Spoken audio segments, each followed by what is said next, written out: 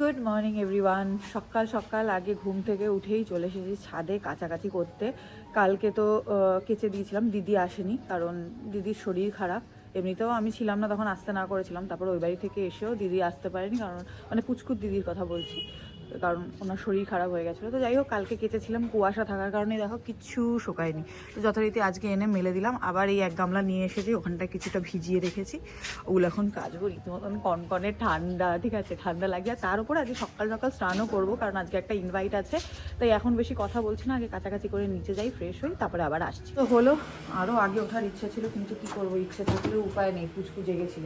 তো এখন নিচে গিয়ে আগে বাসি ঘরটা ঝাড় দিয়ে ঝটপট বড় কাজ, মানে স্নানটা সেরে আসে। স্নান টান করে এসে দেখি পুচকু উঠে গেছে, যথারীতি ওর বাবার সঙ্গে ছিল। বাবার এখন বড় পেয়ে গেছে বলে ওদিকে মানে আমার শ্বশুরের কাছে দিয়ে তারপর ও গেল বড় করতে। তো যাই হোক, সেই ভাগে আমি বিছানাটা তুলে নিলাম, ওদিকে ওর খাবারও বসিয়ে দিয়েছি। দেখি গিয়ে কতটা কি খাবার হলো। সকালবেলায় আজকে দেবো, কি দেবো জানো পাপা? কি দেবো? কিচ্ছু পড়ায়নি ওর বাবা। এই যে হয়েই এসছে, চিড়ে আছে, মাখানা আছে, তার সাথে খেজুর রয়েছে, এই বেঁকে যাচ্ছে হয়ে এসছে নামাবো। আর দুপুরবেলার জন্য এখানে সবজি কেটেছি। এখানটা আজকে মিষ্টি আলু আছে, আর তার সাথে কুমড়ো আর ভাত আর ডাল। এই রান্নাটা আমি করে আজকে নিয়ে যাব ভাবছি, কারণ এখন সকালবেলা খাওয়ানোর টাইম হবে না, ওখানে গিয়ে ও খেয়ে নেবে, তাই তো? Good morning everyone. তো সকালবেলা যাবো বলে সবকিছু তাড়াহুড়ো শুরু হয়ে গেছে। এদিকে আমার ছোট বাবা এখন এই যে খাচ্ছে, ঠিক আছে বাবা, ওই যে যাওয়ার জন্য পাগল হয়ে গেছে দেখো। কারণ হচ্ছে গিয়ে এই যে বড় বাবা চলে যাচ্ছে এখন, বড় বাবা এখনই টাটা দিয়ে দিচ্ছে। ওকে সকালে ড্রেস পরিয়েছি না, ভেবেছে ওর ড্রেস পরা হয়ে গেছে। হ্যাঁ, মাথাটা পর্যন্ত আঁচড়াতে দিল। আমি থাক বাবা, একেবারে মাথা আঁচড়াবো, আগে খাইয়ে তো নি, ওটা বড় ঝামেলা। তো যাই হোক, এখন বাবা দোকান যাচ্ছে, একদম দোকান থেকে বাবা বেরিয়ে যাবে ওখান থেকে, সেই জন্য একদম রেডি ফেডি হয়ে চলে যাচ্ছে। আর বাবাকে দেখে দেখো, খালি বাবাকে দেখে পাপা নাচানাচি শুরু করে। দেখো দেখো রবটটা দেখো, কি কি ব্যাস হয়ে গেল, হয়ে গেল রে মা। টাটা টাটা টাটা দিয়ে দাও, দিয়ে দাও, টাটা দিয়ে দাও।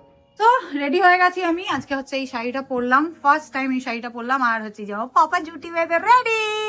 বাবা একটা ঘুরু দিয়ে দিয়েছে, ঘুনু দিয়ে ঘুরু যাবে, তাই তো? ওদিকে টুনাইও চলে এসছে, মানে হচ্ছে দিদা শাশুড়িও যাবে একই জায়গায়, আমাদের আজকে নেমন্তন্ন। ওদিকে মাও রেডি হয়ে গেছে, গাড়িও চলে এসছে। পাপা পাপা মানে পাপার পাপা আর পাপার পাপা মানে আমার শ্বশুর, ওরা দুজন গাড়িতে যাবে, মানে বাইকে যাবে, আর আমরা যাবো গাড়িতে। চলো বেরিয়ে তারপর দেখা হচ্ছে। বাই যাবে, আমি রেয়া, আমি শুভ, আর আমাদের ছোট্ট রিদানের সঙ্গে তোমাদের সবাইকে জানাই আমাদের এই ছোট্ট পৃথিবীতে ফটাকসে ওয়েলকাম। পৃথিবীটা মিস হয়ে যায়, আমার চলে এসেছে একদম ফান্টা ঝান্টা দিয়ে। আর এই যে ঝিঙ্কু, আমাদের টুনাই, আর এই যে আমাদের মুনাই, একদম টিঙ্কু জিয়া। আর টিঙ্কু জিয়া তো দোকানে। বাবা চলো টাটা, চলো বেরোনো যাক। হ্যাঁ চলো।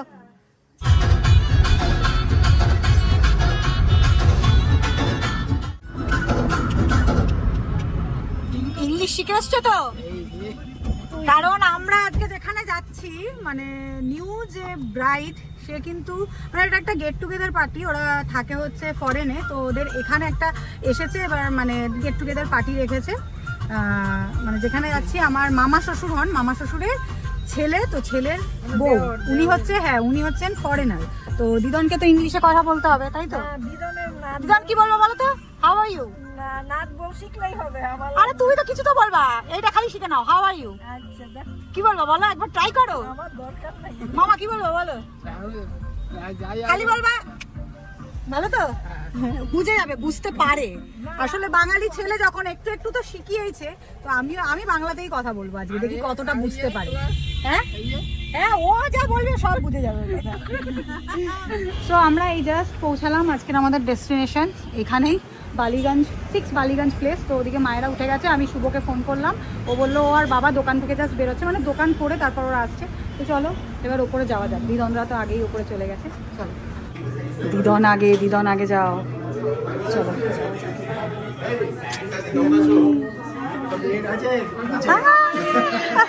এটা তো কত বড় হয়ে গেছে। যাও বাবা, যাও যাও যাও।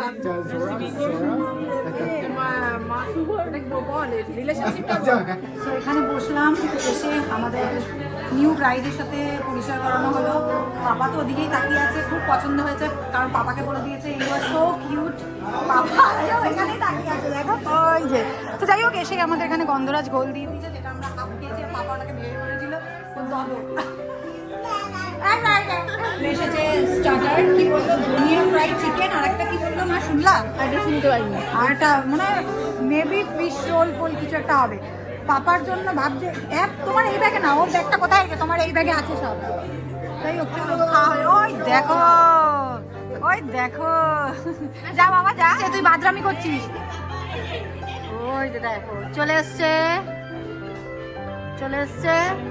এই যে এখানেও এরকম দুষ্টুমি করছে খাচ্ছে না এই যে কলা না খাচ্ছে না ওই তো দাদাই চলে এসছে দাদাই নাচবে এবার আমার বর লজ্জা পাচ্ছে পরিচয় করতে এখন ওকে টেনে আমি নিয়ে যাব পালাচ্ছে তোমার কি হয় বলো দেখি কি হবে আমার দাদা বৌদি বৌদি হবে তা বৌদির সাথে পরিচয় করবে না তুমি দেওয়ার বলে কথা চলো লজ্জা পাচ্ছে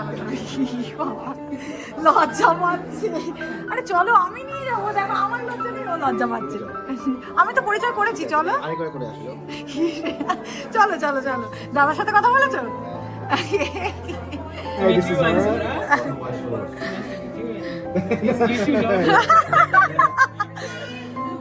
ও কিন্তু কথা বলছে তুমিই বলছো না হ্যাঁ তুমি তো করো হাই ফাইভ করো ব্যস্ত হ্যাঁ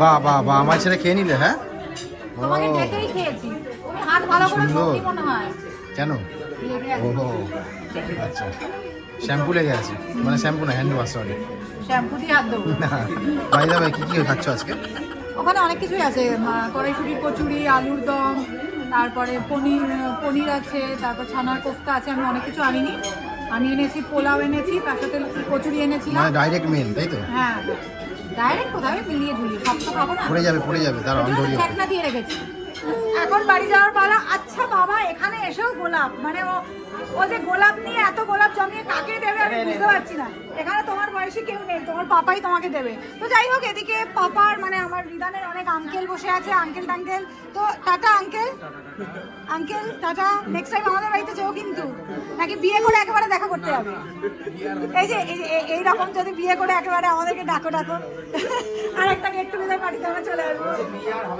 কেন এ কি কেউ ছিল মনে হয় ও তার জন্য এই কথা কেউ বলে এরকম কথা বলেছে মানে এরকমই কেস হবে তুই যাও এখন বেরোনো যাক আমার মানে শাড়ি পরে আসাটা উচিত হয় আমি বুঝতে পেরেছি যেহেতু বাবার তরফের কেউ নেই এখানে বাবা তাই যাওয়ার জন্য উৎসুক কিন্তু মা তো যেতে চাইছে না কারণ লম্বা লাইন মায়ের এখানে পুরো মায়েরই সব রিলেটিভ বাবা একা পড়ে গেছে তো তাই জন্য বাবা বলছে চল কখন থেকে খালি চা করে যাচ্ছে ঠিক আছে আর পাপা যাওয়ার জন্য লাফালাফি করছে তো চলো আসলাম মামি ঠিক আছে চলো এই তো মাকে খুঁজছি চলো মাসিমণি টাটা মেশোকে বলে যাই মেশো বাই করে দাও এখানে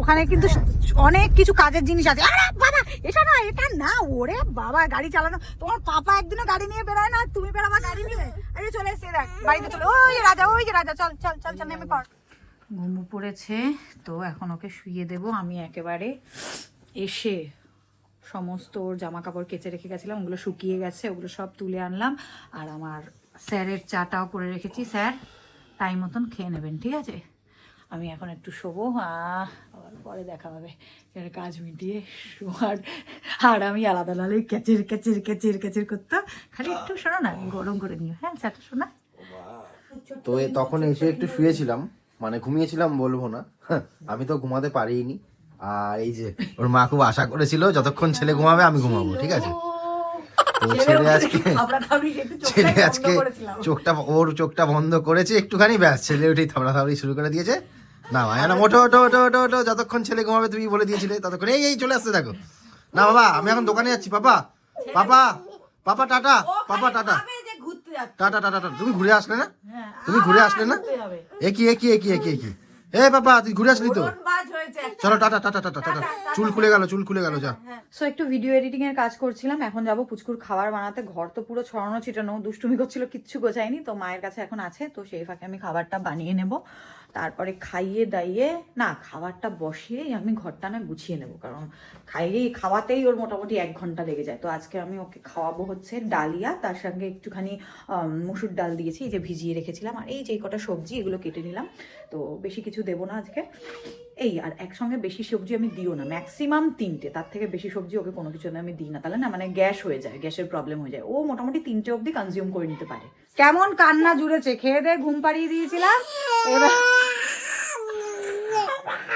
এবার ঘুম থেকে উঠে দেখছে দাদাই খেতে বসেছে, তো খাওয়া না হলে ওকে কি করে নেবে, খেয়ে একেবারে দাদাই ব্রাশ করে, তো ব্রাশ করছে, ঠিক আছে দাঁড়াও করলাম তো, ওই যে যাবে তো, তাই জন্য কাঁদতে হবে, ওর আবার একটা কোর্স থাকে, ওই দেখো ওষুধ খাচ্ছে ঝপঝপ করে, তোকে নেওয়ার জন্য ঝপঝপ করে কাশি বাঁধিয়ে ফেললো, ওরা বাবা তাড়াতাড়ি নাও, দৌড়ে আসো দৌড়ে,